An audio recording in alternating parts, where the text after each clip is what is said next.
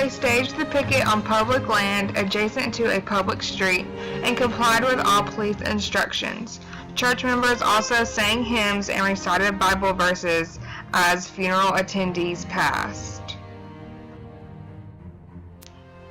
Snyder sued Phelps and the church, claiming that their actions caused him severe emotional distress.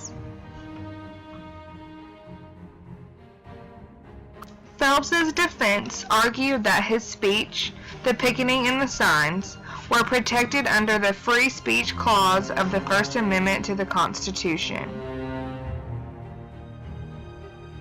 Instructions to the jury, Judge Richard D. Bennett stated that the First Amendment protection of free speech has limits, including vulgar, offensive, and shocking statements. The jury must decide whether the defendant's actions would be highly offensive to a reasonable person, whether they were extreme and outrageous, and whether these actions were so offensive and shocking as to not be entitled to First Amendment protection. The jury agreed with Snyder and awarded him a total of $10.9 million, which the judge lowered to $5 million. The Fourth Circuit Court of Appeals reversed the judgment, holding that Phelps' speech was protected by the First Amendment.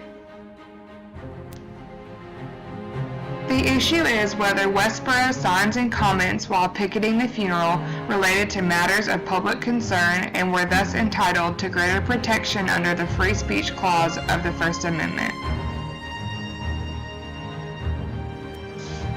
The Supreme Court agreed with Phelps, deciding that the church was speaking on matters of public concern as opposed to matters of purely private significance.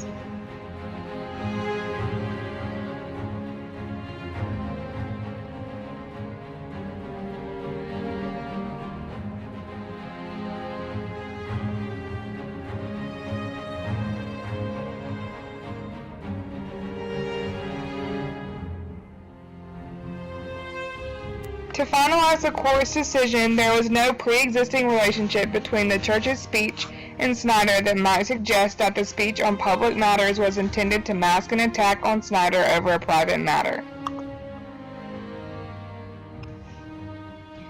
Therefore, the court held that Phelps and his followers were speaking on matters of public concern on public property and thus were entitled to protection under the First Amendment. The court voted in majority opinion 8-1, with one concurring opinion written by Justice Breyer and one dissenting opinion written by Justice Alito.